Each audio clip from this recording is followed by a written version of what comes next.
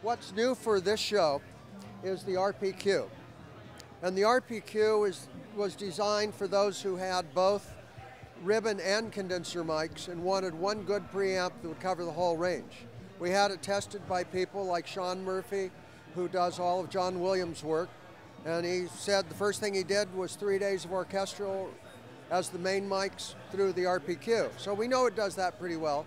It's got some EQ on it, what we call curve shaping, that's specific to doing two things: taming the proximity effect, which comes in whenever you get close on any microphone that has directional pattern, and that's a tunable, defeatable filter that can be set from 18 hertz to 360. And then we have another thing that Sean Murphy used for his recording of the orchestra to add some air, some sparkle to the three mics above the conductor. But we had put in so you could extend the bandwidth of ribbon mics, because ribbon mics, of course, are set up so that they're tensioned very, very lightly. A ribbon microphone is has a very long ribbon, and we set it to 16.5 hertz. That's why we do big ribbons. And that allows us to be below the audio band, and they're linear above that, which is also why we always put shock mounts on them, because you don't want to shake it around when it's tuned that low. But they have subwoofer, they work to drop bass, they're really nice. Whereas a condenser microphone, condenser mics are stretched tight like a diaphragm of a drum, so they're tuned to a frequency and they're linear below that. And where the range where they resonate a little bit like a drum, that's what you call the tiz. That's that high-end extra. Ribbons, since they don't have that high-end extra, they go out and then they just smoothly roll off. But even a big ribbon like the 44 series, which started this whole thing off in 1932, we do ours based on the 1936 Bing Crosby sort of thing. That was our favorite mic from RCA. Been servicing them for 30 plus years, so we're kind of into it.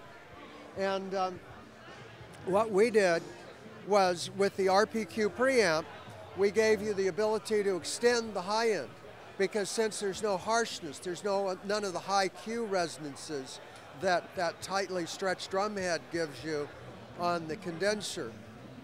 Upper frequencies, much higher frequencies on small ones, diaphragms, big diaphragms in the 8 to 12 kilohertz range, the sort of thing that either gives it a personality you like, or if the sibilant singer happens to land on the wrong frequency, you can't use it at all. Ribbons don't have that problem, because ribbons just go out and smoothly roll. So we put in two knobs and a defeat switch. One that says, well, where do you want, because a ribbon goes out and then goes down like this. And even a big ribbon has 30 kilohertz output.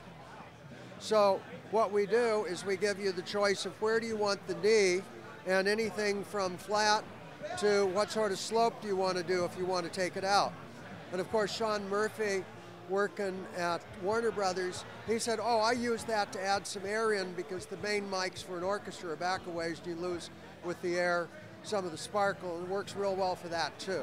So it's really a microphone for all condenser and ribbon mics, as opposed to our dedicated unit, which the TRP, the original one we did, and it has no phantom power.